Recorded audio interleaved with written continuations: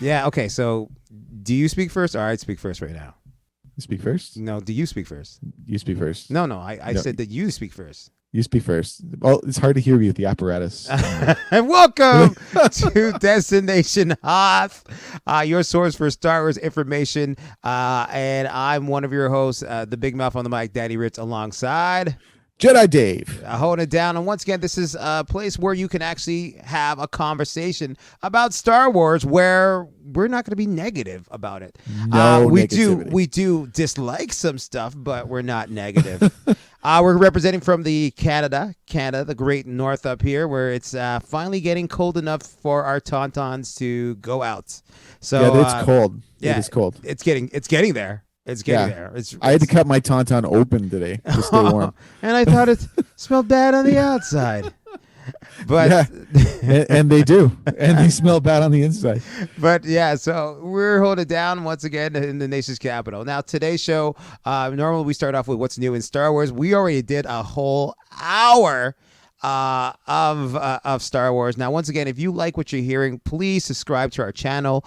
Also, hit the like button down there and leave a comment, because we want to know what you think. And if you are interested in sending email in, you can always send it into destinationhoth@gmail.com, or you can follow us on our Twitter at The Hoth Podcast. or you can hit us up on our Instagram page at Destination Hoth Instagram. All right. So once again, feel free to hit us up that way. We want you to be part of this show as much as we are part of the show, because I love to hear Dave talk. Not really every day. So once again, feel free to leave a comment and we can actually get into that. All right. Because we want the show to be built more around real Star Wars fans like you out there. Yes, you as a listener out there. All right. So today's show, we are going to get into big spoilers. If you don't know, Mandalorian chapter 16, I guess the season finale. Season finale. And this will make you cry. This will make you cry. It will make you cry. There will be spoilers, and we have some sad stuff to talk about at the beginning, but overall, there's an up and down roller coaster of Star Wars this week. Yeah, it's going to be interesting, and we finally saw. Now this is going to be a big spoiler. We saw the green lightsaber.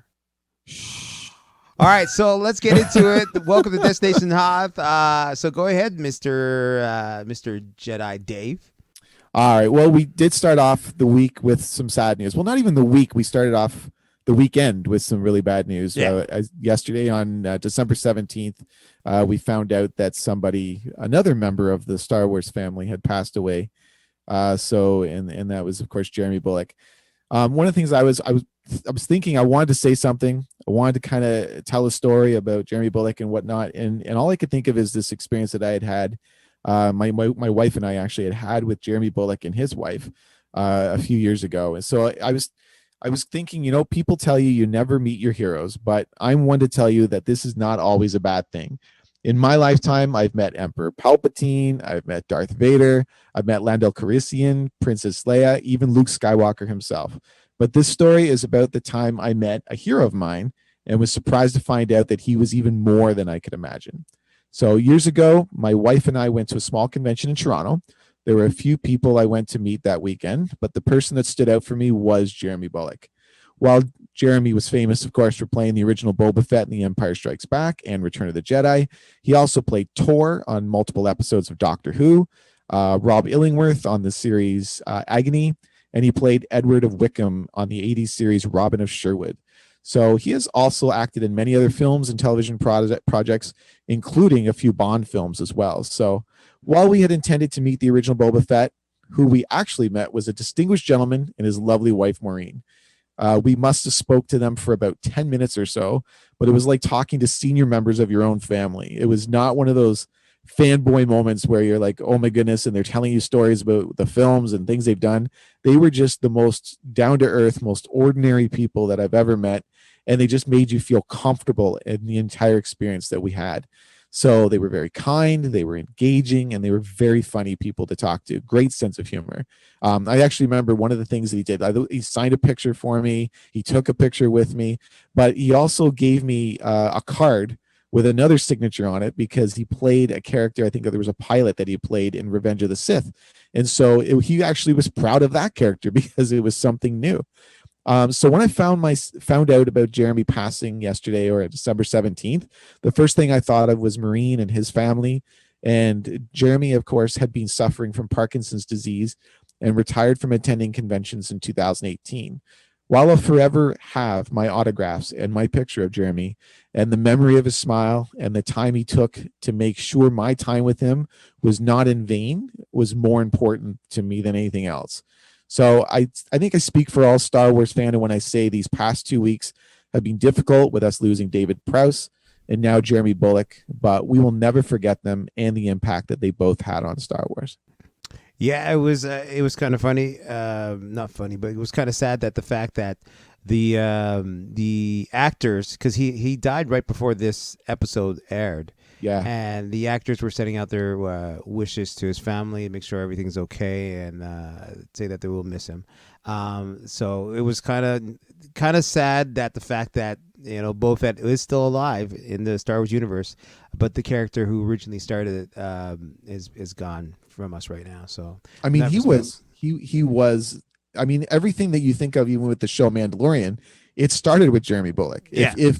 If he had not sold Boba Fett in such a way to create that entire culture that surrounds that armor and where it came from and everything else, like if he hadn't played the character in such a way to create that intrigue, that mystique, that wanting of more for that character and for the Mandalorian class, we might not even be talking about the Mandalorian. We might not be talking about Jango Fett. We might not talk about anything. Well, so that's where I think that Jon Favreau got the idea of just 100%. having the Mandalorian wear his mask without taking it off. Because when we see Boba Fett throughout the whole Empire Strikes Back and Return of the Jedi, he never takes off his mask. No, Never. he doesn't. Not even for 1 second. We never saw him without the mask on. So. So our respects and wishes going out to his family, and once again, we will miss a person that was part of our childhood. So enough respect on him. So let's get into now the review. Once again, this is spoiler heavy, and once again, spoiler heavy. And once again, we ask you to if you like what you're hearing so far, once again, feel free to subscribe to the channel, also like, and also leave some comments, and then we can answer it, and on the show. People are watching. I mean, they're clicking on the videos, they're looking at the videos. The fact that they're not leaving likes or comments is kind of making us feel bad. I know. Because they don't like it. No, they don't. I don't know if it means they don't like it or they just don't like me. I don't know. Maybe they like you. Is it you? I say everyone likes me, but you, I don't know. I don't know. Yeah, it is one of those things, right? People are like, that guy doesn't sound like he knows what he's talking about. If I can just get some more Daddy Rich, I'll be all right.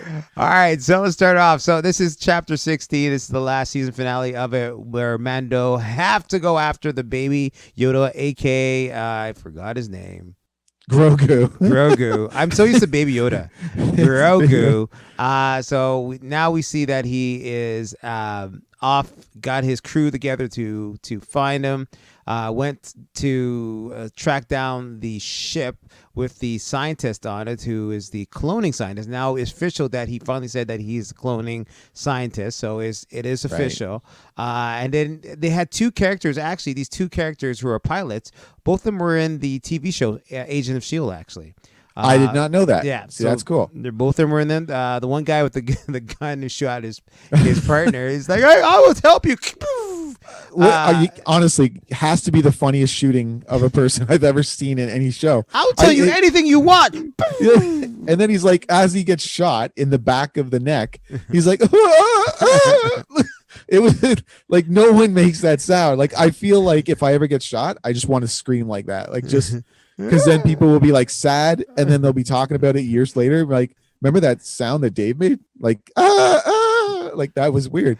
And so like I think that was one of the funniest scenes of the entire episode for sure. So then you get into it. He has the Dr. Pershing, right? Yeah, that's Dr. Pershing. So he has Dr. Pershing hold up. He's like, listen, I will kill him if you don't let me go. Blah blah blah. Going on to rant and rave, and then he noticed a tear on the actress who plays Cara Dune, and she's from Oh, she is from Alderaan. From Absolutely. Alderaan. So he was making fun of them. He's like, yes, I was there when I saw Alderaan die and destroy Did and you? blah, blah, blah. And then he got into that. And then she's like, what? And then the funny thing is, which Death Star? Because there's been 3 technically Death Stars. Well, 2. Technically 3. Where's the 3rd Death Star? Force Awakens, that big planet as a Dude, Death that's Star. like 25 years from this point. Like, they don't even know that's- about the first order. That's still Death Star. It was a little But short. which Death Star, right? Like it's the first or second one. The second one didn't blow up a planet that we know of anyway. Yeah. So he was on the first one supposedly. So that was kind of funny, and he was making fun of her, and then she just shot him in the face.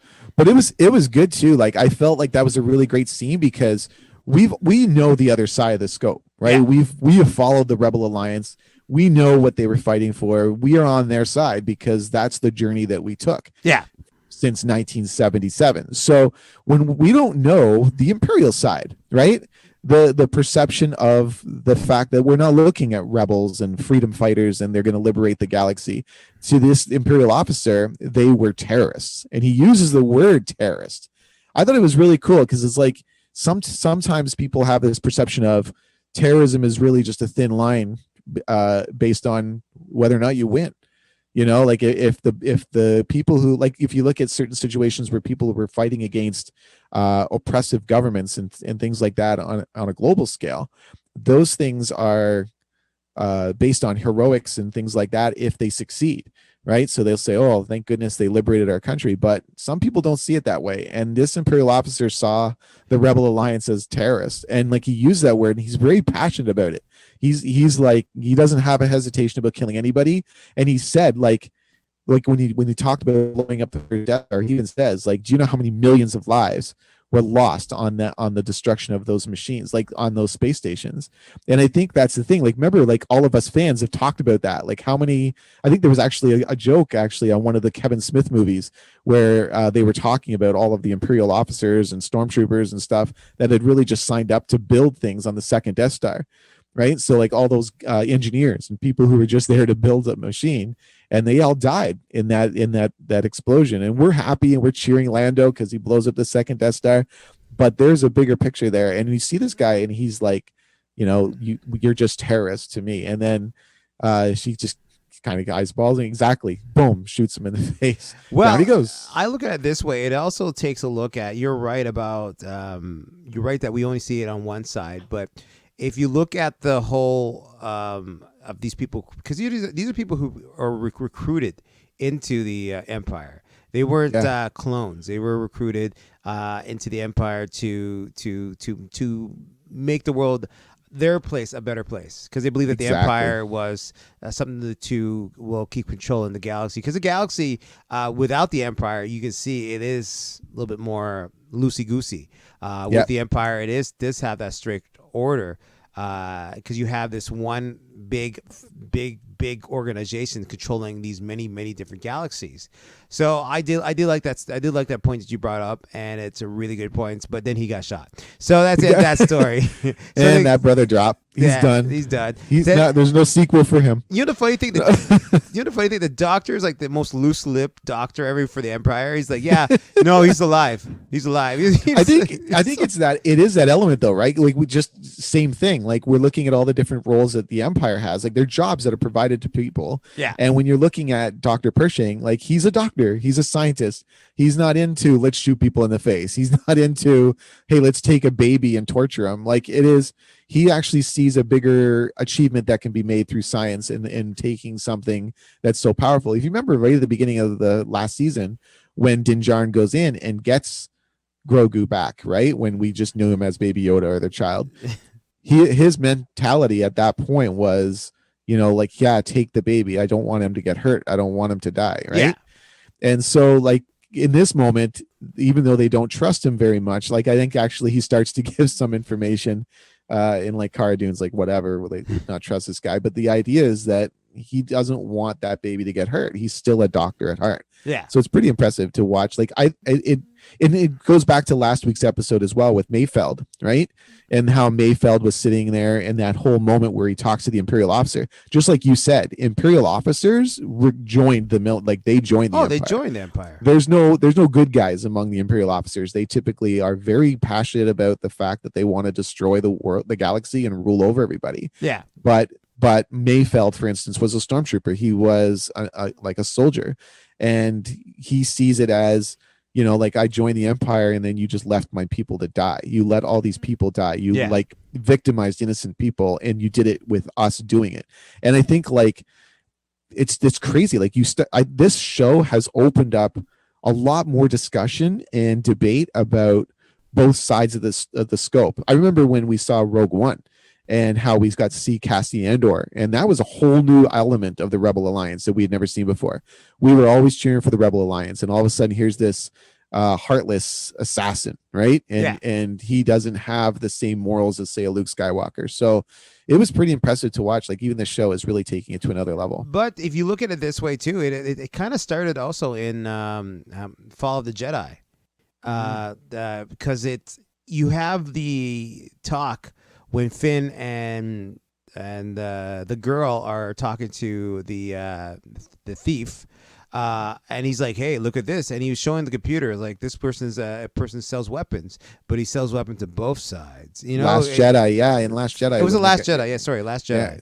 Yeah. The CJ character. Yeah, CJ character, and it was kind of neat to see that part of the world where it's black and white. It's not, there's no color in between. It's just black and white, you know? Exactly. And money is money. Money is money. Business. Business is business at the end of the day, right? So it's a nice look at the, and then once again, Jon Favreau's doing an amazing job with this series where you're growing more and more information of both sides, one side, your side, my side.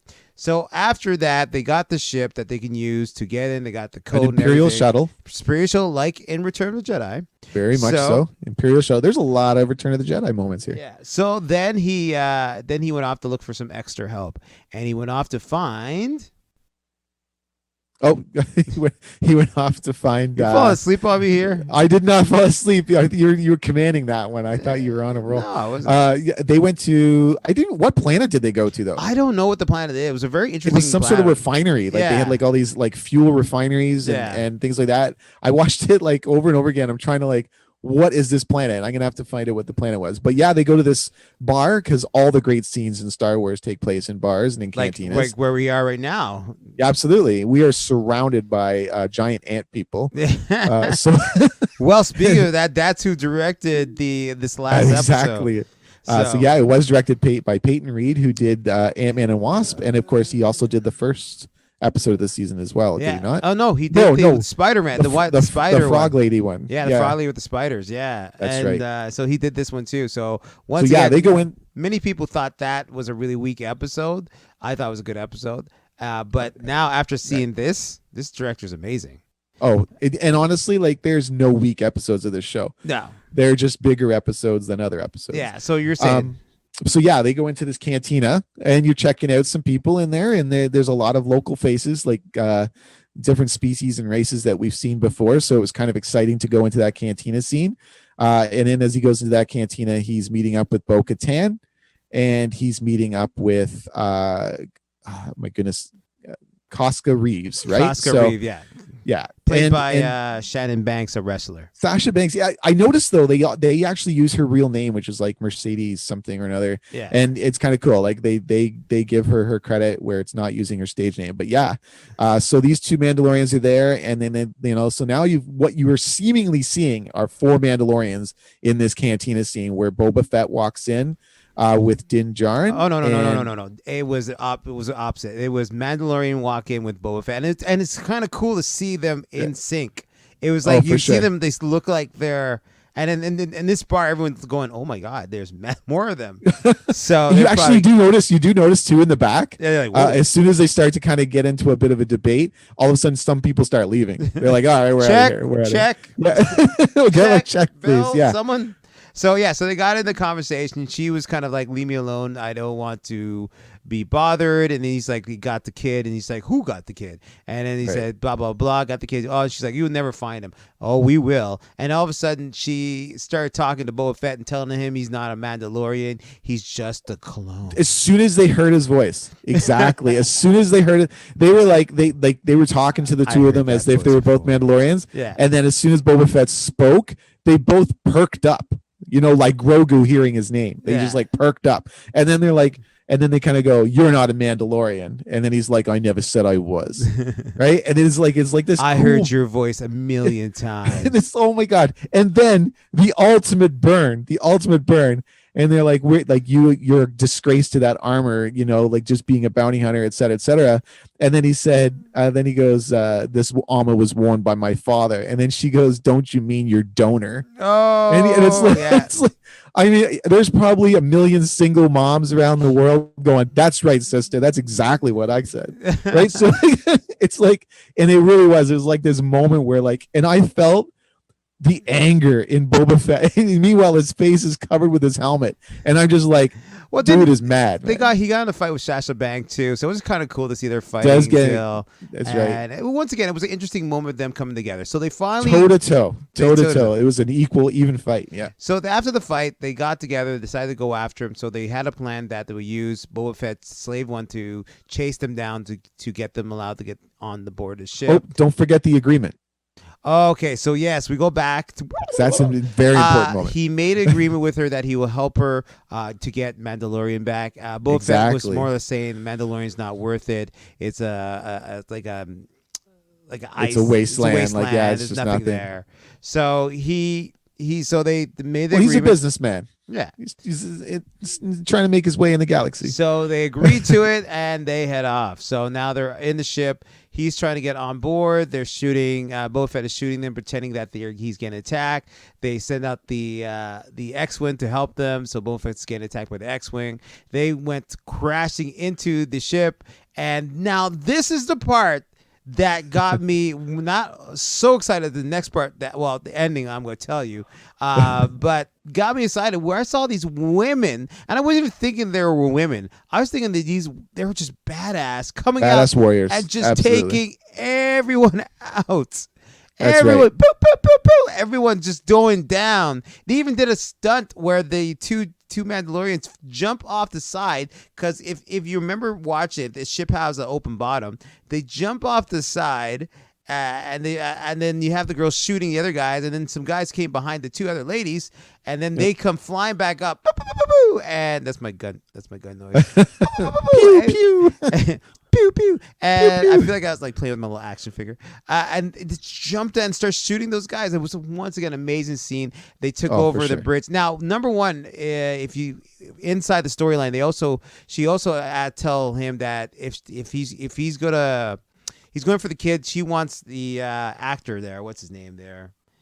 The bad guy. Moff Gideon. She wants Moff Gideon because he's got the dark saber. Yeah, so she wants Moff Gideon so she can get the dark sabers from her. Okay, so we'll get into that in a second. So hold tight. That right. So they're fighting, and we're forgetting a person, like another person that like Daddy Rich was saying. When they go into that battle, you've got 4 women who storm the bridge. The original plan was the 4 women are going to storm the ship, the Imperial cruiser. I think you're being sexist saying women. The 4 people we're going to 4 people, 4 warriors, 4 badass soldiers are going to storm the Imperial cruiser, and then Din Djarin's going to come in. So on the rear. Mando, so it's Fennec Shand, Cara Dune, Kasha Reeves, and Acoska Reeves, sorry, and of course Bo-Katan. Yeah. And someone posted this on social media a couple days ago, and I just thought it was amazing. So I retweeted it actually on our page.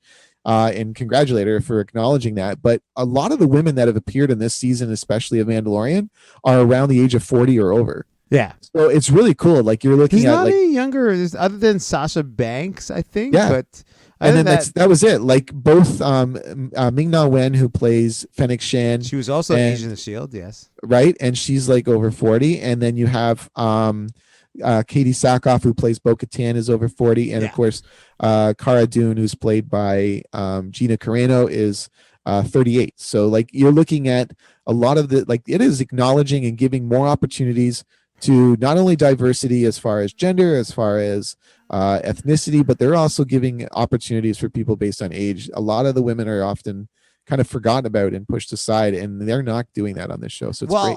The other thing I noticed that I think they did a better job than the Marvel Endgame when they got these women together. I think they did a better job. It wasn't like Very much so. It wasn't forced together. It's just it was the plan, and these are the people who are in the plan. 100%. So then our boy went off on his solo mission to look for Baby Yoda, and he got through and then sneaking by everything there because the girls are taking care of everything. As the girls got up to the ship, they found out that that Gideon wasn't there. Right. So now, hold on. You're missing a moment. Hold on, I'm not there yet. Okay. So, excuse me, 1 second.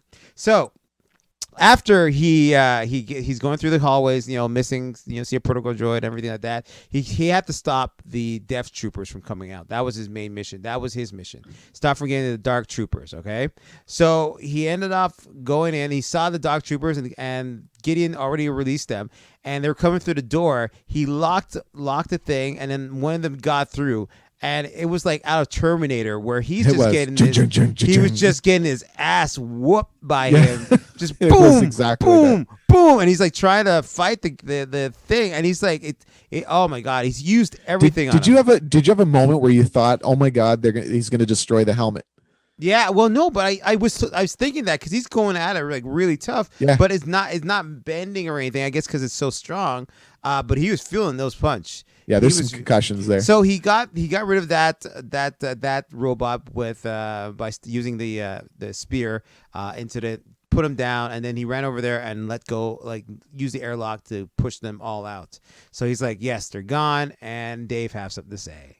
Oh no, I was just gonna say, like, we kind of missed out on a little moment too with the acknowledgement of the Dark Troopers, because they actually talked about how this was the third generation of the Dark Troopers, and they had people in armor before, but these are now officially droids and they explained why they were droids, which is that they got rid of what they thought was a weakness by having a man or a woman inside those suits. But they did bring it back in Force Awakens, where they take little kids and brainwash them to be stormtroopers. So exactly. It's interesting actually that they've gotten completely away from droids, and then, by the time Force Awakens comes along. Yeah, but that's what I mean.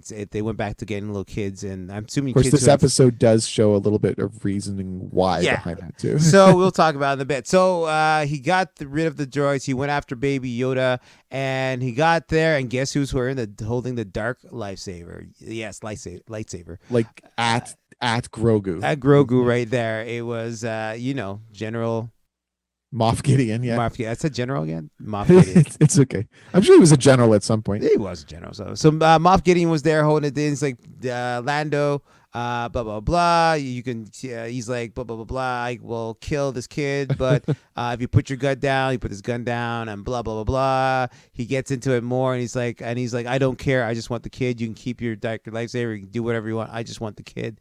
He's like, okay, I will give you the kid, and he shut off the lightsaber, and all of a sudden he's like, okay, cool. He's just going to walk over, and then he released the lightsaber. Now this part I knew he was going to do.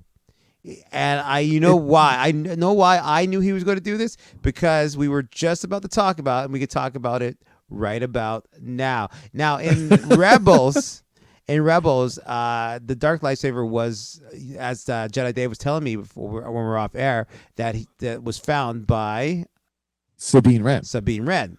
And she was taught by the Jedis to use it, so she knows how to use it properly as a Jedi would able to use trained, it. Yeah, by Kanan Jarrus. Yeah, that's true. So she was trained to use it, but she didn't fight when she handed over to the Katie character there. The Bo-Katan. Bo-Katan. They didn't fight for it. She just handed it to her. Right. So where did this whole fighting thing came from?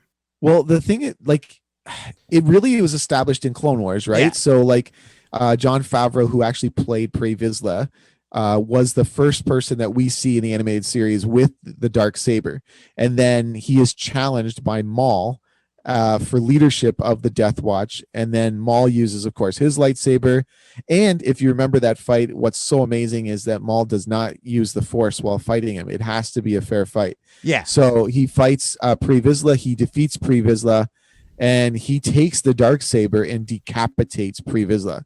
That's right, decapitates Pre Vizsla on an animated series on the Cartoon Network. So what happened at that moment was Bo-Katan says, no, I refuse to follow you as leader of the Death Watch. And then she splinters off because she refuses to follow an Outworlder. Someone who's an outsider, who's not a Mandalorian, cannot lead the Death Watch in her eyes. So she leaves and she forms, of course, the Night Owls. And then that's who we see like going forward. So what happens is by the time we see her in Rebels, when Sabine Wren gets the Darksaber, she finds it. I cannot remember for the life of me where she found it, but she finds it. She never defeated anybody for the Darksaber, so it's really not hers to claim. And then she says to Bo-Katan, it is, I believe that this lightsaber found me, it came to me in order to pass on to you so that you can have the Darksaber. And at that point, they've acknowledged that whoever has the Darksaber is the ruler of Mandalore, right? And there's a long history for that we will not get into today. We'll save it for another episode. Yeah. But so Bo-Katan, still hesitant to take the Darksaber from Sabine Wren and claim leadership of Mandalore. All of a sudden, all of the leaders of the Mandalorian clans are there. So like it's like the leader of the Vizsla clan, the Kryze clan, they're all there, and they acknowledge her as leader of Mandalore. Yes. So she takes the Darksaber and she becomes the regent of Mandalore in that moment. And so what happens at the end of this episode, or what is mentioned at the end of this episode, is very different because there is now a person who owns the lightsaber or the Darksaber based on a victory over someone in battle. Yeah. And therefore, in order for it to rightfully come across, it needs to be given the same way. So now we see that when he defeated him, he took him and the baby up to the main deck, and you see the saber was still turned on because he's walking him up, and you can see Gideon was so happy about that. So he's like, "Yeah, I got everything. Here's the dark." And he's like, "She can't take it." Well, it was so crazy too, because when they both walk in, and so Din Djarin has the Darksaber, which is an awesome image, by the way, to see Din Djarin holding Grogu in his arms with the Darksaber in his hand. Mm-hmm. And then he's got, of course, Moff Gideon captured. And then as soon as Bo-Katan sees that, though, what is her response? She's like, "What happened?" And she's so urgent about it too. It's not like, "Oh, cool, you've caught him" or whatever. She's like, "What happened?" How did you get that? Why do you have that? It was kind of funny because you looked at her if you look at that episode, that part of the show, she was standing on the bridge looking all proper and happy about it. Yes, I have the bridge. And then as soon as she saw him, her face is turned, like, dropped. Absolutely. And you remember, like, Cara Dune was excited when he saw it because he's like, "Oh, good job, you kept him alive. Now we can turn him over to the New Republic for twice the reward." Yeah. Right. Like she's still kind of got. She's a marshal now of Navarro, but she's still thinking bounty hunter mentality. So after all that, it was peachy clean, and they get to go off on their way, and everyone's happy. That was that was happy. No, it didn't. Dude, you have to stop turning episodes off like 5 minutes in. All right, so at the end, now this is a part that we told you it's gonna be spoilers. Let me just say it. Fucking Luke Skywalker's back! What? With the green lightsaber! Oh my god! Green, he's wrecking shots! Okay, sorry. You jumped ahead. I'm sorry. I was. They were in the room together. That's it. So much happened. Nothing else happened. What else? So what else happened? All right. Okay, go ahead. When Din Djarin defeated the Luke Skywalker. Okay, so when Din Djarin defeated the Dark Trooper, he actually zapped forced all of the other Dark Troopers out through the airlock. He pulled the airlock. Right. He sent them out. So now all of those Dark Troopers were coming back. So they're actually they're all coming back into the ship, and then they're storming the bridge. Yeah. And then as they're like pounding, literally like physically punching their way through the bridge door, Moff Gideon says, eventually those droids, those dark troopers are going to find their way into the bridge, and everybody except for me and that child is going to die. And so in that moment, you're like, oh no, there's no hope. There's no hope. There's no hope. And then we saw Luke Skywalker. All right, no, we saw it. Like, okay, so first the X-wing. First we saw the X-wing, and I was still kind of like, X-wing. That could be. I refuse to believe it at any point. Yeah, it could be anyone. I refuse. All right, and then all of a sudden you see this figure start coming out with a lightsaber, and we're like, oh, it's a Jedi. Okay, it could be. Yeah, he's all cloaked. Cloak. Could have been anyone. Face covered the entire time. And then you see the hand with the glove on and the green lightsaber. Green lightsaber, and the hilt is so clearly Luke Skywalker's hilt. But still, I was still. I'm like, nope. Still don't believe it. Don't believe it. They try to screw us over in Fall of the Jedi, whatever you want to call it. Last Jedi. Last Jedi. Didn't believe it still. All right. I refuse to believe. So we at the end of the whole thing, he came in, and I never saw Luke Skywalker. Dude, don't skip over the battle. That's what I'm saying. So he comes in. Hold on a second. He comes in wrecking shot. I'm going to use my Jamaican thing. Wrecking shot. Why? He come and say, "Who are you? I am Luke Skywalker, Jedi man." Blah, blah, blah. And he's just like wrecking shot. Sorry, my Jamaican side came out because it was a bad man right there. So, all right. Okay. Oh, that's what needs to be there. It was a bomb bad moment. He came in and just like, I never saw Luke Skywalker like this. Like we see Luke, doing his little, with his father. But he was scary. On a mission. He was scary. Did it not remind you of Darth Vader in Rogue One? Yeah. And remember, we talked about how this whole season has been very much a father-son type of moment. So, like father, like son. Oh my God, he was just they were droids. They were droids. So it was okay to that's what I mean. Crush things with the Force, or he was just wrecking shot. Like those droids didn't even have a chance. No chance. It was like they looked useless, and that's what we were saying earlier in this podcast. We were talking about how, like why not keep using these droids? Why not keep using these droids? I think it shows that the technology of the Empire, no matter, it always looks great, it looks destructive, it looks powerful, but in the end, Luke Skywalker will destroy it. now, it doesn't matter if it's the Death Star, it doesn't matter if it's a Dark Trooper, it's going down. Luke Skywalker will make sure of it. Now, I just have to say thank you, Jon Favreau, for finally giving some fan service, and he was stroking it really hard for me. I was standing at attention when I saw that. I was rock hard. I was good to go. This is the rated R episode of Destination Hoth. Thanks to Daddy Rich. But come on, you were probably the same way. Your wife probably going, "What the hell is wrong with you?" I was in tears, man. I was in tears. Like legit in tears. Like I think, and you're right. Like, I mean, don't get me wrong. This is not the first time Jon Favreau has given us what we wanted. No, he's given us what we wanted since day one. Mm-hmm. But oh my goodness. Like, well, the moment he removes his hood, I still like we were saying, I did not believe it. It was like I saw the belt buckle, I saw his outfit, I saw the X-wing, I saw the lightsaber. I saw R2D2. Yeah. Well, oh my God, don't even get there yet. So okay. I was like, the whole time I'm like, someone stole Luke Skywalker's lightsaber. How does he get it back? That's what I was like.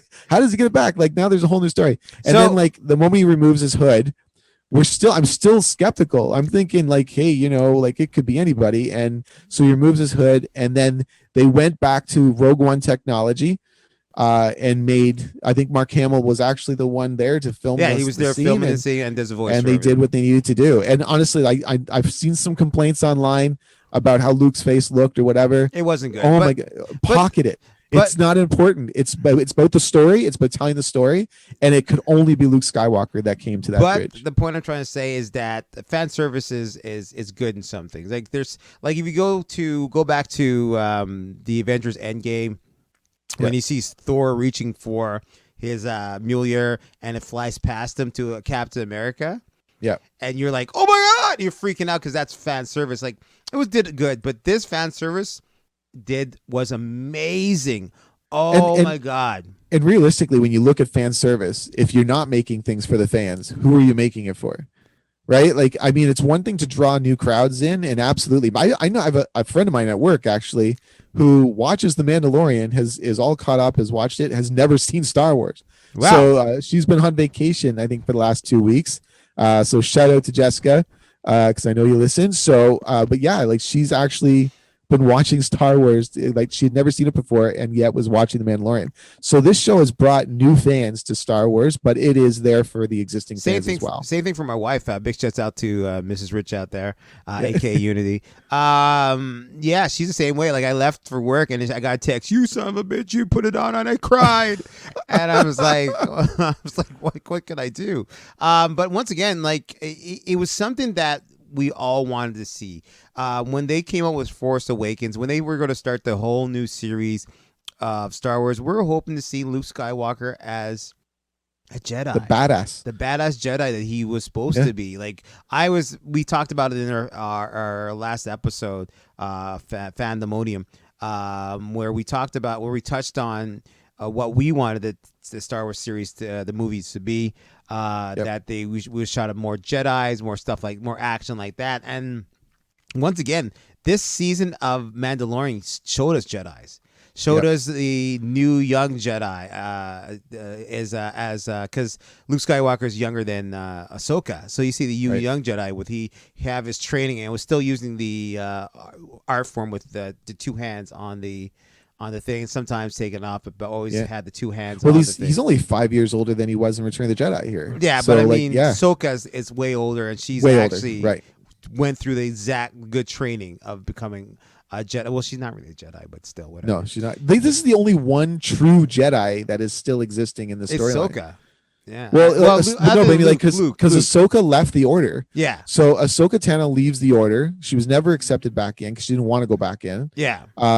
Ezra Bridger, who's we assume is still out there. He was trained by a Jedi. But he was trained, by a Jedi Padawan. He was never trained by an actual master. Yeah. That's right. So true. And so this is the one guy who was trained by Obi-Wan Kenobi, trained by Yoda. Yeah. He's the one true existing Jedi. I mean, if you want to get technical, Leia is as well at this point. Yeah, because she's being trained by Luke. Like right now, as we speak, they're probably getting trained. Now, the thing is that what got me is that we had the big debate: who would it be? Would we see a Jedi at the end of the series? Like, would it? Some people were saying Samuel Jackson. Some people were saying Ezra. Some people were saying the guy from Fallen Order. The list goes on, and don't get me wrong, Luke Skywalker was on the list.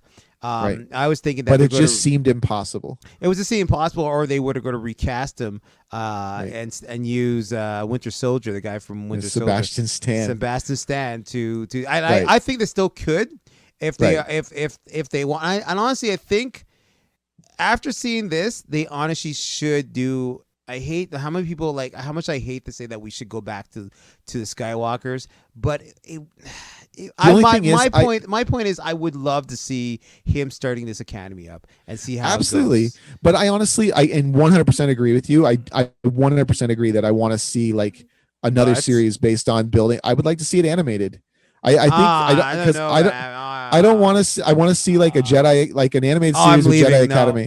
No, but the thing is that I just cannot see anyone else other than Mark Hamill playing this character. Well, then we won't get. Now, if you want to get into that, then we have T'Challa, who's no longer be in the MCU anymore because they're not going to recast him. And I think, my point, but this is different. You don't need Luke Skywalker in this story. Well, you don't need Chadwick Boseman in this story either. But I mean, T'Challa was there, and I think that Luke Skywalker, if they do a live version of it, I think it'll be an awesome. But like, what storyline are we looking at? Like, are we going to be like to show up in the Ahsoka series, maybe? Or no, it won't be in. He won't be in because he doesn't have a purpose to show up anymore on this show. I know, but I mean their own spinoff with Luke. Oh no, I don't want to. I don't want to see that. I do. I want to see a spinoff. If you want to see a spinoff, leave your comments in the bottom right down there, and don't forget to like and subscribe. But once again, I want to see it. I really want to see it. I wanted to see Luke Skywalker Rex shot, and we did. We saw it. But I want to see more. I'm greedy, man. I'm greedy. I'll take it. It was exceptionally well done, and it was the only way. It's the only Jedi that could have shown up. It was the only one that would have made total sense to the story. Like no one else would have mattered. Like that's the same idea. Like with even with the character in Cal Kestis in Fallen Order, that character is still a learner. Like he doesn't. I don't like. There's Luke Skywalker is the only one that's a direct line that where he actually is a trained Jedi. Like, remember when Yoda says, "When gone, you last of the Jedi, you'll be." Mhm. Like, he is supposed to be the last one at this point, and I think like the way that episode ended was exactly the way it needed. Now, so he does come in. He reaches for the child. He goes, "Now come with me, little one," or whatever. But Grogu doesn't come right away. There's actually a little bit of a moment where he looks over at Din Djarin for approval. He looks for that permission. Well, no, And then- because Luke said that he's waiting for his permission to do it because he wanted to go, but he found a father, Right. with Mandalorian with Mando. Back to that theme. So he found a father, and Luke says yes, he wants to come, but he was waiting for your permission for him to go. Right. And because he And knows. an amazing line too, where he says, I will give my life to protect this child. Yeah. And he said, but as long as he has not mastered his abilities, he's in danger. He's in danger. And so you have the scene where he's like, "Go, come on, kid." And he picked the kid up, and the kid went to his mask, and he was touching his mask. And then this is the part what got everyone. He takes his mask off. Takes it off again. Yeah, he takes And it this off is again, really- and then you this is see the big. tears coming from his eyes and the kid touched his face, and he's like, the kid's like, saying, "I'm going to miss you," from the emotion itself, and he's going to miss the kid because he got so attached to it. I was just thinking about bringing tears to my eyes too. It was Jon Favreau making sure that if I wasn't already crying over Luke Skywalker, that I was going to cry over this. Like it's like 3 moments in the course of 3 minutes where I was just broken. I was broken. Yeah, Right? And once again, I think we're all broken from that moment because we saw this duel from season 1 to season 2 growing closer and closer every season. Right. And the show is not like, once again, we're going to talk about this soon, but the show is not the same without Baby Yoda, or is it? Now that's a question I'm asking the listeners out there. Do you think it's similar or not similar, or I don't know. I feel like it just caught me when he was like saying you can go, and then you see the kid. You put the kid down, the kid start hugging his boots because he's small, Right. and then you but see he R2. does say, he he says, I promise, I'll see you again. And then you see R2 comes in, And then I cry again. and Yeah, cry that's when again. And see R2, and the kid's like, and it was so cool to see R2D2. It was awesome, all nice and clean and shiny. And not remember, all dusty. R2 is the only person through all the series remember everything. The only droid. Yeah, he is the historian, the sage. He is the historian, like Yeah. the guy that carries all of that info for like the entire saga. Absolutely. Yeah, and some sagas more to come. So we have some stuff. But once again, it was just it was a nice emotional scene. And I love how they ended off. And then he picks up the Baby Yoda and walk off, and you see the baby looking at him, and you're just looking at his face. He lost everything. Now his mission is done, but he has a new mission. He promised, And it's a huge mission. He promised to help to get back Mandalorian to the Right. Mandalores. So that's how it ended off. Yeah, that was a good show. Thanks but very much. with an amazing moment too, where the door is closing Yeah. with Luke Skywalker And holding the thank you. baby, and then the door closes, and then Yeah. it goes to the ending credits. Yeah, that's it. That was great. All right. So thank you for listening to the. So joking. couple things. All right. Okay. Go ahead. Go ahead. Oh, go ahead. No, go. Okay. Go. So You want to talk? You want to talk? I think you talk. I think you talk. I You can't talk. hear you with the You can mask talk. on, but all right. So what happened after that? Well, I was up early in the morning watching 3 in the morning. 3 in the morning. Daddy Rich is one of those new people that has found Mandalorian as the justifiable reason to stay up till 3:00 in the morning. Yes. So if you're out in the West Coast, you're watching it at 12 noon. But out here in Eastern Canada, like we have to wait until 3 in the morning for it to drop. I Yeah. don't watch it at 3 in the morning. Daddy Rich is up at 3 in the 3 morning. in the morning to watch watching this it. show. So I'm watching it, and normally at the end they have the cool artwork. I love watching the artwork because the it's artwork, kind of yeah. cool, and it was just and the music sounded kind of different, everything like that. And then all of a sudden, it stopped, and then you see Jabba the Hutt's palace again. And you're like, are they going back? Is Luke going back to Jabba the Hutt palace? What's going on here? Is that where his new training ground is? Jabba's palace. Jabba's palace. What's going on? So you're like, okay, and then you see what's her name walking in there. What's her name? Fennec Shand. Fennec Shand from Agents of Shield. Oh Yeah. yeah, Fennec Shan's an Agents of Shield. Yeah, so she's walking in, and then she starts like wrecking shop, start kicking people off, Yep. and then all of a sudden you see Boba Fett walked in, blah, blah, blah, blah, and then you guess who is in charge of Boba as Jabba the Hutt?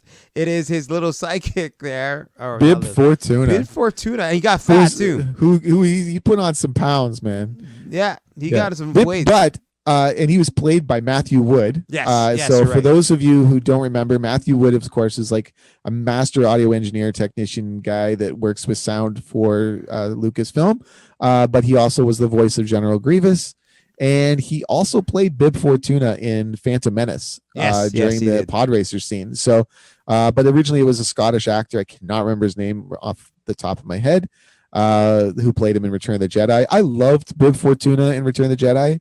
I always recognized Bib Fortuna as the ugly Twi'lek. Yeah. Because all of the Twi'leks who are female are just gorgeous in Star Wars, but the male Twi'leks not so much. And this guy, his leku, I think they're called, the ones that hang in the back, just kind of wind around his head like they look wrong, and he's got fangs, and so here he was now to tack on to all of that. He was also probably about 400 pounds, and he's just like sitting in his own throne. Ooh.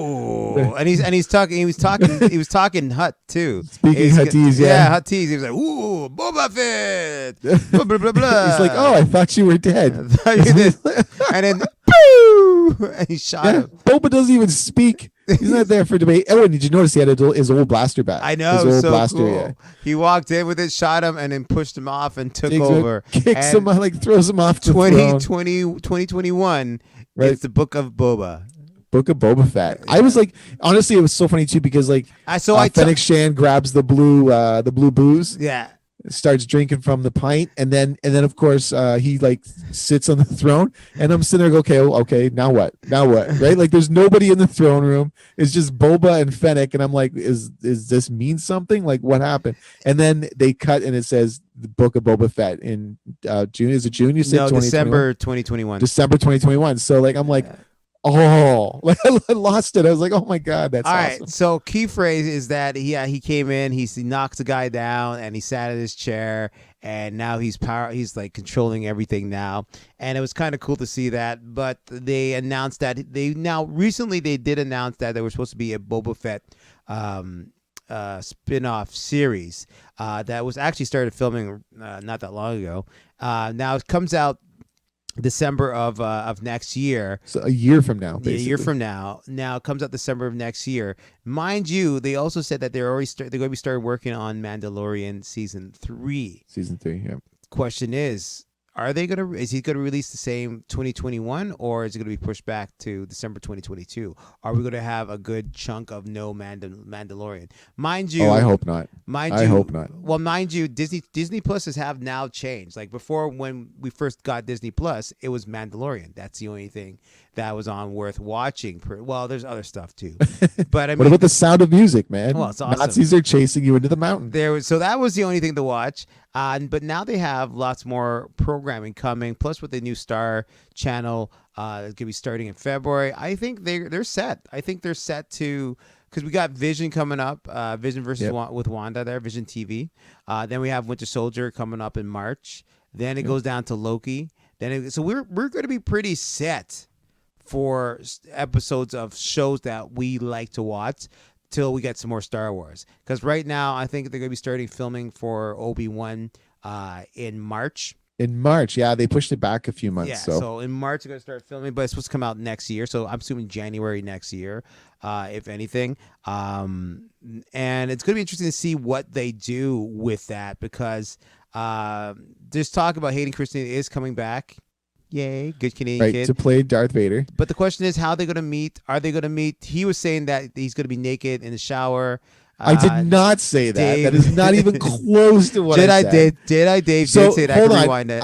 If I could just have a moment to go back to what I thought. All right, go ahead. I love my idea. I love my idea. Yes, him naked in the shower. What I originally had suggested was when Dave Filoni chose to bring Grand Admiral Thrawn back into canon on Rebels, the fandom and the fan universe went crazy. So I think that they can seize an opportunity Instead of having Darth Vader and Obi-Wan Kenobi go toe-to-toe again, which I don't need to see, because it kind of taints the fight in New Hope, where Obi-Wan and Vader get to see each other again. And Vader says, when last we met, I was but a learner. Now I'm the master, only of evil Darth, blah, blah, blah. That whole moment just kind of gets tarnished, because we want to believe that the last time they fought was on Mustafar. And then here it is, they've gone full circle, and where Vader defeats Obi-Wan, and then he's able to sacrifice himself to save Luke. So in that moment, it would make an amazing opportunity for Vader to be in the show, but not as the main antagonist, but as a person who sends an Inquisitor to hunt down Obi-Wan Kenobi. And in that moment, what a great opportunity to bring back into canon Mara Jade as that Inquisitor. This would blow the roof off of fandom. And if they did that, I believe it would be amazing. To have Vader again with Obi-Wan is just old. I want to see new characters. I want to see new blood. All right, so let's not get Hayden Christensen to be Darth I don't want to make it in the shower. Let's get rid of. Well, I'm just breaking it down for you. So you're saying this isn't the Force dyad. Hold on a second. So you're saying was get rid of Hayden Christensen, and we just have Vader for like one scene. Go get him, and then that's it. You never see him again. Couple episodes the way we saw maybe Bo-Katan. No, I disagree. If they're gonna bring in a great Canadian actor like that, they definitely should have him meet up with Obi-Wan. It doesn't have to be a fight. But they should meet. That's maybe through hologram. No, I know you like your shower there with him naked. So, if for those of you who aren't aware of what Daddy Rich is referring to, he's referring to the Force dyad in Last Jedi, where Kylo Ren was talking to Rey and like he's shirtless after coming out of what looked like a shower. That is not what I want. Sounds like it. It sounds like it. Doesn't it sound like you? Once again, leave a comment at the bottom. Say that Jedi Dave is saying that. But once again, I think they should have a meetup. It doesn't have to be a fight, but a meetup. Like they have to see each other or something. If there was a fight, it'd be cool, because you never know when they're fighting. He can cut off some of his mask, and you can see Hayden Christensen in that mask and actually hear his voice. Right. And stuff like that. I wouldn't, honestly, nothing they would choose to do could disappoint me as far as this show. I think it's going to fly off the handles. I've been disappointed with things in Star Wars in the past, but I've never been wounded to the point where my fandom has been impacted at all. Let me ask you a question then, Dave. Sure. Jedi Dave. Now, are you more disappointed for the movie-wise, for the movies that we just recently saw, than the TV side?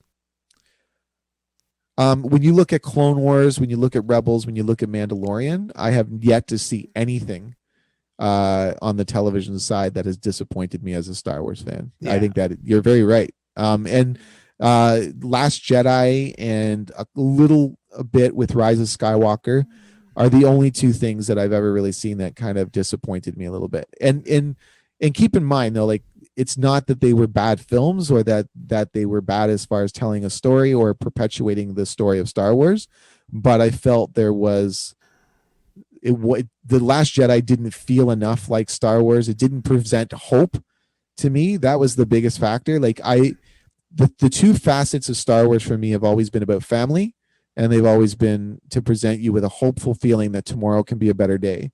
And I didn't feel that with Last Jedi. Through the whole movie, it just felt sour. The guy that is the symbol of hope, which is Luke Skywalker, you felt it in this episode of Mandalorian. Yeah. You know what I mean? The moment he shows up, the X-Wing shows up and Cara Dune makes this statement. Oh, good. One X-Wing. Great. We're all saved. Yeah. Yeah, you are actually, because it's Luke Skywalker. Right? And I think that's the thing. That you feel that, you feel it's okay. Everyone's going to be all right. Luke Skywalker's here. Yeah. And Last Jedi took that from you as a Star Wars fan. They said, no, there's nothing left in the galaxy. And even Rise of Skywalker didn't bring back that feeling of hope. I still feel a sense of emptiness at the end of the show, and because the characters that we've loved are gone now. And I think that there should be something like a legacy to carry on, and I think that's one of the great reasons why I was a strong supporter of Rey taking the last name Skywalker. Yeah, but I would like something else other than just a name to carry on and carry that legacy. I thought the new movies that they came out with, Force Awakens had a great start.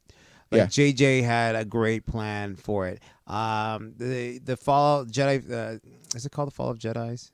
The Last Jedi. Last Yeah. Jedi. I thought it was one of the movies, one of the movies I did not like. Once again, it was a great movie, Fantastic movie. fantastic movie, but it didn't. You're right. It didn't even feel like Empire Strikes Back. Like it wasn't even at the end of Empire Strikes Back. There was hope. Right. The Lando and Chewie are going off to find Han. Yeah. Like Luke has his hand replaced by cybernetics. Yeah.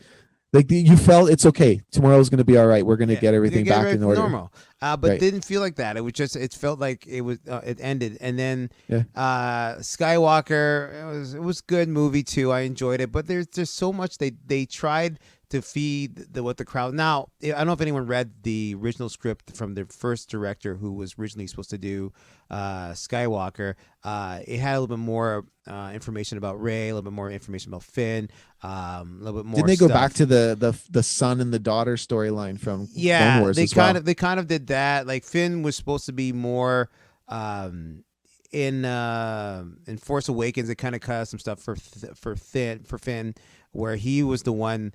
And we actually talked about this, where Finn was the one to bring the light to the dark side, and Rey was going to be leading into the dark side. And it was supposed to be like, that whole scene where he was like, I don't have a weapon, and she's like, you have a weapon. Right. That was supposed to be his kind of arc into it, to becoming a Jedi in the sense, and Rey and him were supposed to come together in a sense to and it would have been amazing to see two Jedi. It would have been awesome to see the storyline. That would have been a different storyline. But once again, like the movies, the newer movies kind of disappointed me in many ways, that I wanted to see more. There were things that we wanted waited to sing. We waited since Sing. 1983 to see, and we didn't see them. And we've talked about, you and I 100% agree with each other on this, that everything we wanted to see since 1983 did not come to us in those movies. Like, no. I was very happy. I love the new characters. I love the new story. I love to see where it's going to go.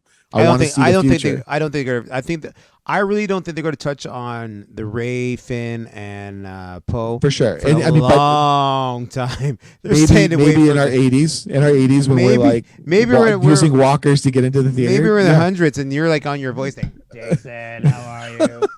How are you, Jason? Are you ready for Star Wars? Yeah, Dave, I'm ready. What's wrong with your voice thing? Nothing wrong with it. It'd be so cool. We'll be 80 years old. We can throw popcorn at the kids in front of us. That'll be cool. Do you have to use the washroom? Already did. Exactly. I'm wearing Star Wars Depends. Like, it'd be like great. Absolutely. That is exactly what we need to experience. But once again, like the one thing I like about the TV series, it does give you the fan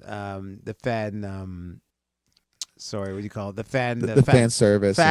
They give, and Jon Favreau was giving you a hard. He was stroking it hard for you. And it's the combination too of like Jon Favreau and Dave Filoni are our age group, right? I was going to bring that up. Dave Filoni added so much to it because he was kind of like the Lucas sidekick when he came on. He is his official Padawan. He's carried on the Lucas ideas. Yeah, and you see that in the show. And now it's just making you excited to see, because the directors who they brought on all had the same idea of what they wanted to do with it. The director that you see, right, the Canadian director, she's going to be doing Obi-Wan. So we know how that's going to feel, I love actually that you brought that up. That is amazing, because one of the things that was missing in the new trilogy is you had two different directors direct three different movies, and there seemed to lack some sort of continuity, like some sort of connection. Remember how you talked about it? We talked about this on off air, where you were talking about Kevin Feige and what he's done with the Marvel stuff, how he makes sure that there's continuity in the stories. And so, like, oddly enough, we've seen more than just two directors on The Mandalorian, and yet there is massive continuity from episode to episode, from season to season so far, because they've got those rocks in Jon Favreau and Dave Filoni making sure that everything stays together. And what I was like, we were saying, like, those guys are like our age, like they're they grew up with Star Wars the way we grew up with Star Wars. It means something to them. They're passionate about it. And when they go into this project, I mean, this wasn't Kathleen Kennedy coming up with The Mandalorian. Jon Favreau came up with The Mandalorian, and he came to her and she said, I like it, let's do it. And thank God she did. But it's like, it is one of those things where like they care about what they're doing. And it's not about, oh, I want to try something new, I want to do my own thing. No, it was, I love Star Wars and I'm going to do my own thing to show you that I love Star Wars. And I have an opinion for that. And the thing is that Kathleen Kennedy, what she did by letting them do it, that's the point. Like for her, once again, she's amazing producer. Like 100%. If Steven Spielberg says she's amazing, she is amazing. But I think when they were rushing into doing the Star Wars movies, I think they take time. They didn't take time to actually really vet their directors and really give them the understanding of what they need to do for a Star Wars movie. Now, most of these directors who came into The Mandalorian were people that love Star Wars, that were a big fan of Star Wars.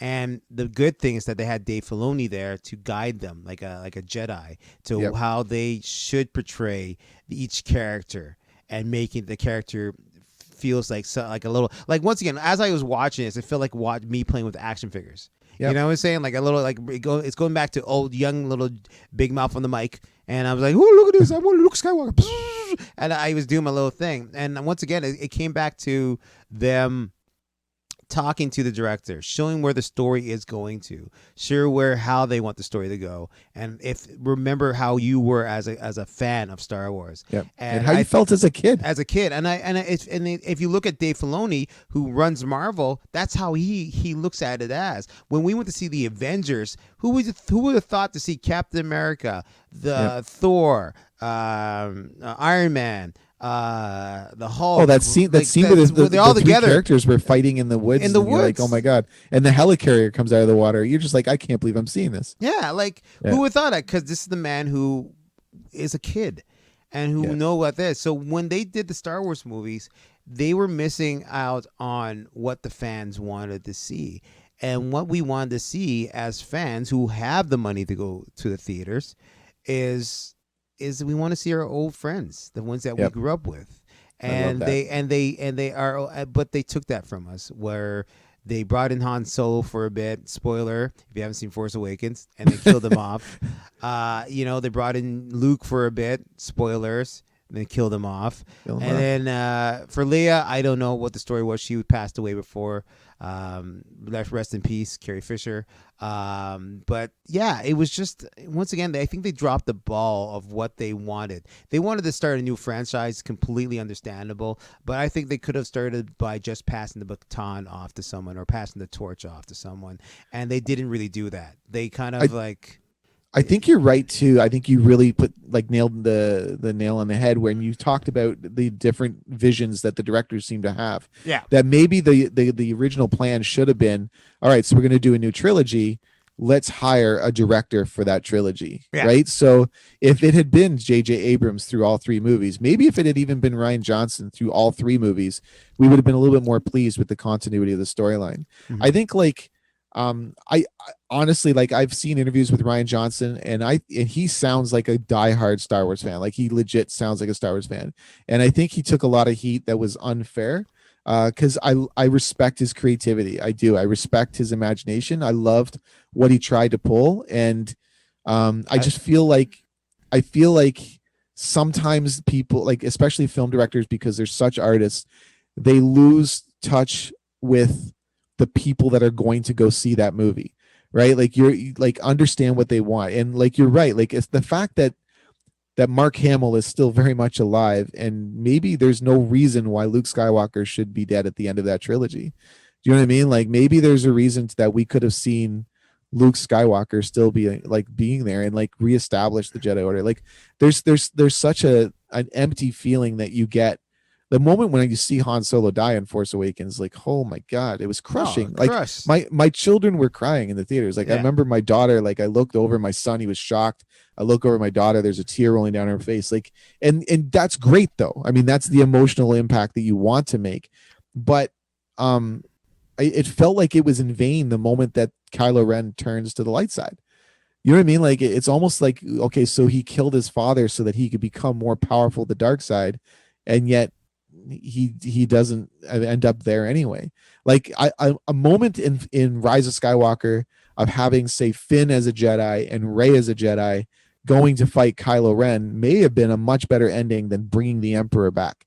Well, and I felt like, yeah, but I felt like, I think that some of the decisions that Rian Johnson made in Last Jedi handcuffed J.J. Abrams to the point where he had to do something impactful like that, you know? Well, that's what I mean. If you look at, and we're getting off topic of what we're technically talking about. No, because I mean, I think actually we're very much on topic, because we're talking about, like you said, like you started this conversation off with, you know, what do you feel more disappointed with, the films or the television shows? And you're right, the TV series, which Filoni has been responsible for all three in some way. All three now, right. Yeah. They've always been very, I've never felt disappointed watching a single episode of Clone Wars, Rebels, or The Mandalorian. And I think you're right, like that speaks volumes. But then it goes back to the thing with the movie. You're right, it tied JJ's hand. Like you could see that people were missing the group together. Like you never saw them separated, like in Empire Strikes Back. Even that Luke was on his way to do training, you still had Han and Leia together. You know, you still had the group together. You know, even in the New Hope, when Luke and Princess Leia go off and everything, Chewie and him was still, like, they still had the group together in the one spot. But here in the movie, they were all at different spots here and there, everywhere, and they weren't failing for the whole thing. Everywhere they are. Yeah, they're all failing in what they're trying to do. So then JJ came in. He's like, okay, well, we have to put them back together. Let me just do this then, and he threw them together, and it shows that they were better together than apart. But they still kept the anger that Rey had inside of her. And I thought the whole idea with Finn becoming a Jedi would have helped her control that anger.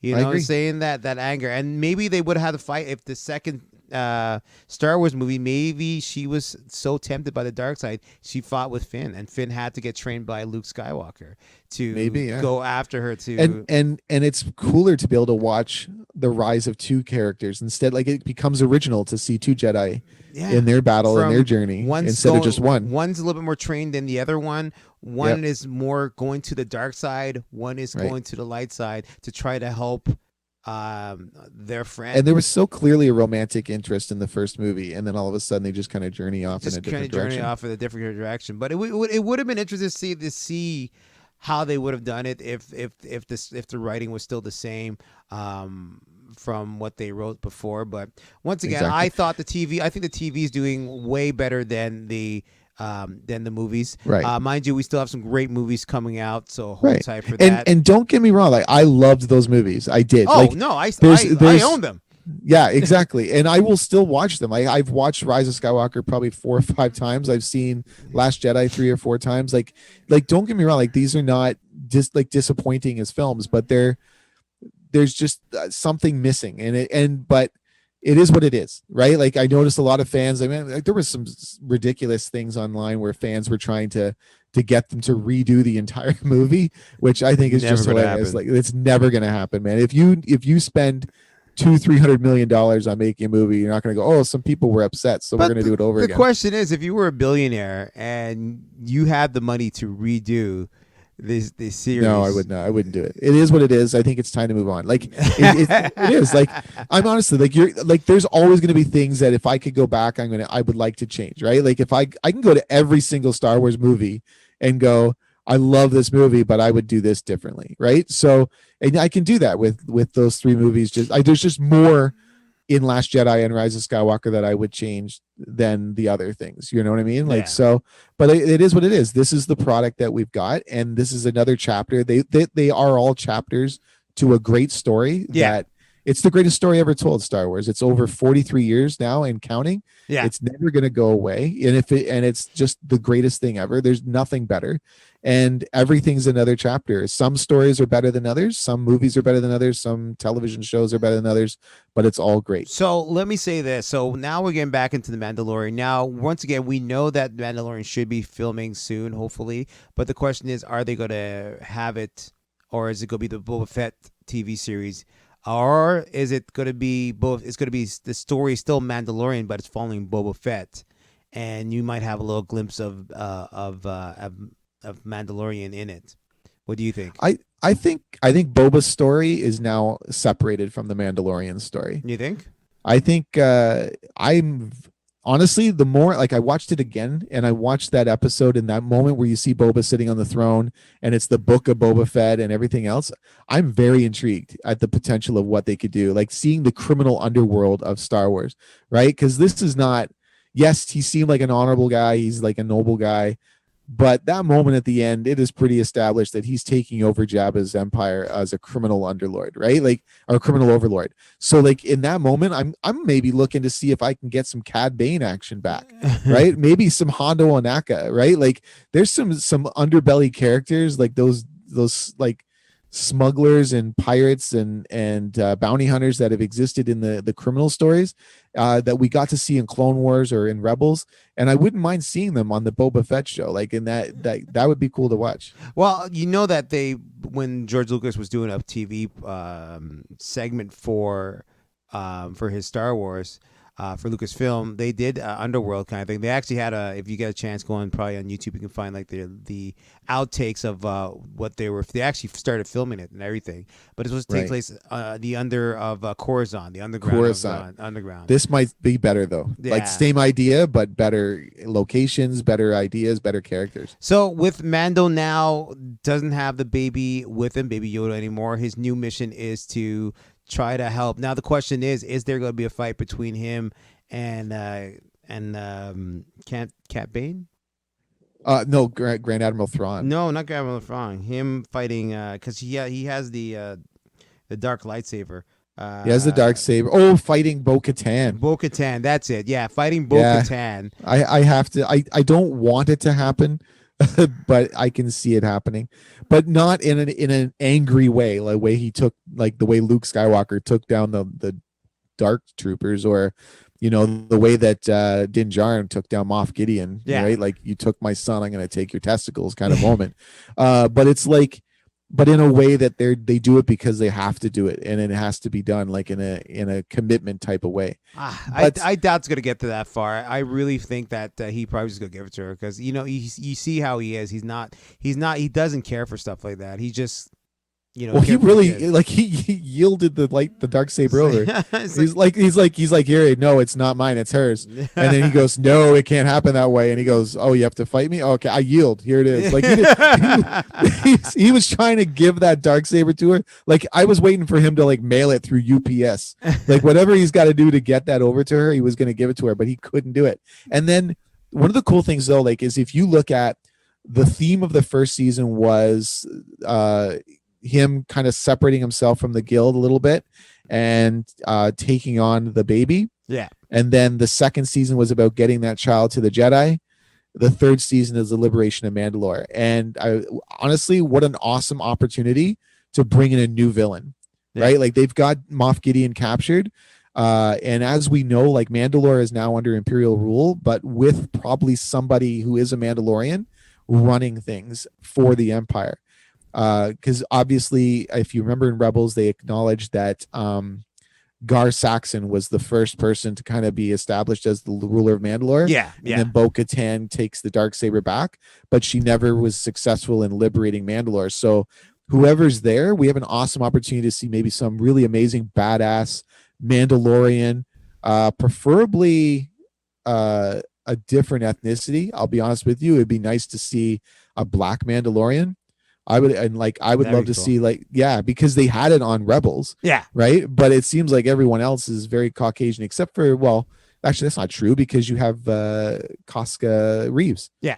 Right. In Sasha Banks's character. Yeah. So it would be cool to actually see, maybe even establish maybe the villain that is ruling Mandalore now is maybe her brother or her father or something like that. But another cool thing is that because once again, the two shows that are coming out for Jon Favreau and Filoni are two going to be tied in, and maybe the ultimate villain will be Thrawn. Yeah, yes. and I think they'll get to that point with the event of having all those three shows cross over. Yeah. Because if you've watched Rebels or you're familiar with the expanded universe or you're familiar with the Timothy Zahn novels, any of those things, Thrawn is an incredible villain. Yeah. An incredible villain. So I don't think it's really about one season of a show. Having that big iconic moment where all of the Rangers of the New Republic, Ahsoka Tano, the Mandalorians all coming together to kind of take down Grand Admiral Thrawn would be an amazing opportunity, because he is at this point of the story probably the biggest and most potential threat to restore the Empire. Oh, he is. For sure. He is right now. So it's going to be interesting to see what they do with next third season. And once again, we don't know if it's going to come back in the 2020-21. They said they were supposed to, but now they have the Boba Fett. So it's going to be interesting to see that. Now, let's wrap it up with some opinions of the let's do a 10 out of say 10 out of 10 out of 10 for this end of this season. What was the high point for you, Jedi Dave? What do you like? What was a 10 out of 10 for you for the entire season? For the entire season, what's your favorite 10 out of 10? There's so many 10 out of 10 moments. There's so many great moments. Yeah. I can't pick one. Can I pick three? You're asking for a lot. Yeah, you can pick three. Okay, I can pick three. All right. So the first moment of this season that I thought was amazing, honestly, and if not for the fact that we got to watch an episode every week, we probably, if we had just watched all of this at once, if Disney Plus had just streamed the entire season all at once, we probably would never have remembered that first episode of the season. And to be honest, the idea of watching Din Djarin and Cobb Vanth take down a crate dragon, I did not forget it. It was a great moment. The whole Western feel of that episode was amazing. The Tusken Raiders, and then culminated into the last shot of the episode where you see Boba Fett on the sidelines. That was a fantastic episode. I remember just watching that going, oh yeah, I'm ready for this season big time. The second, of course, was Ahsoka Tano. To see Rosario Dawson come in as her, I was just it was amazing. It was the first live action character to use two lightsabers, right? Not like Anakin did in Attack of the Clones for a brief moment.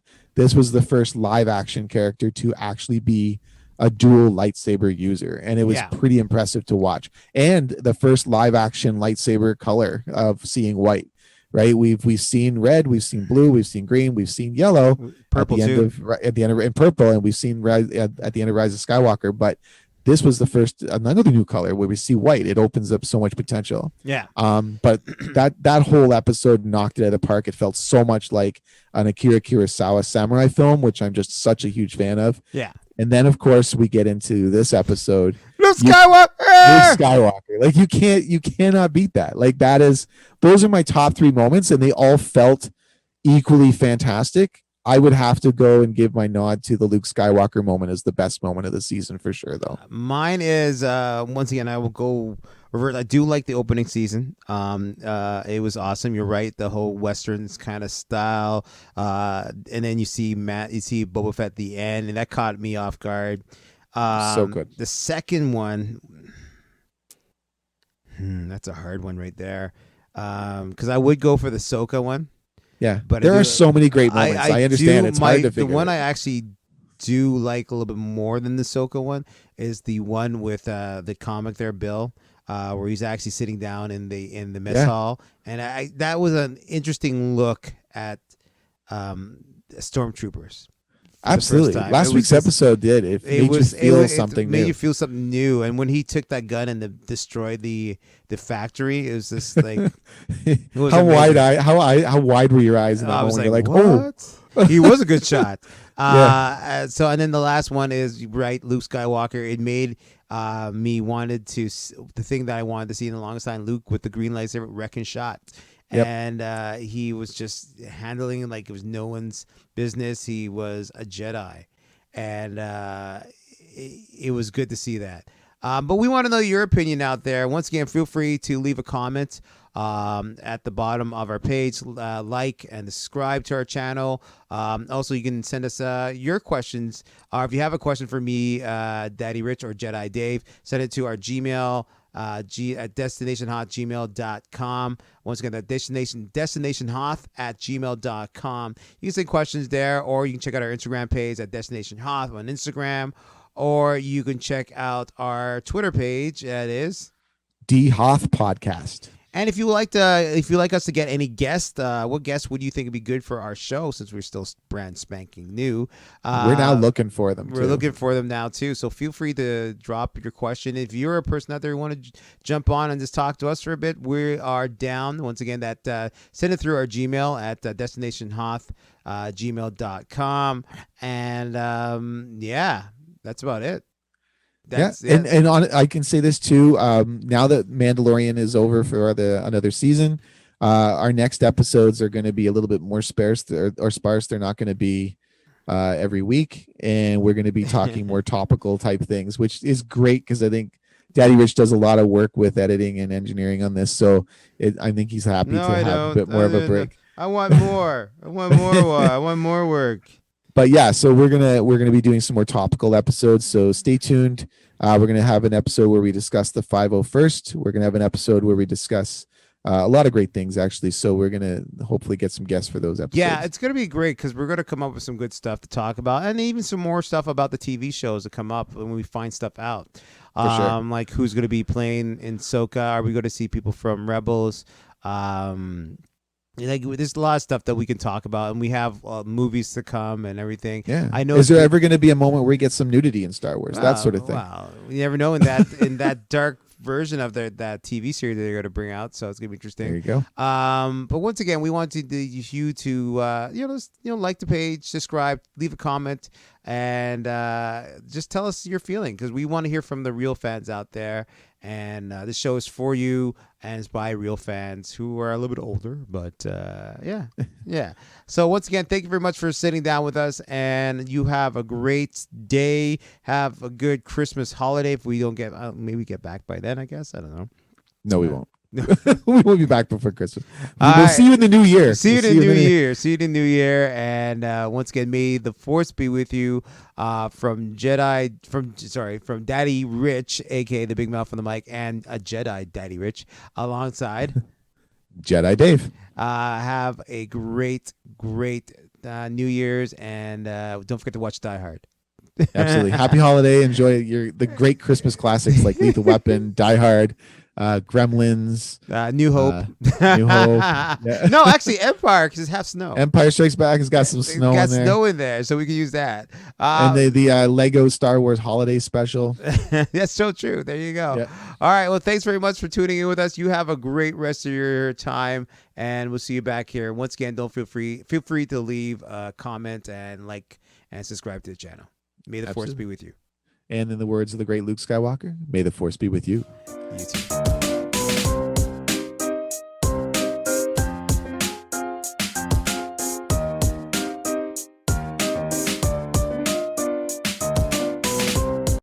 This is the Nick Winter Show, and I do the entertaining. Thank you. Let's go out with something really hot for these folks. A big hit out of '77. Star Wars, nothing but Star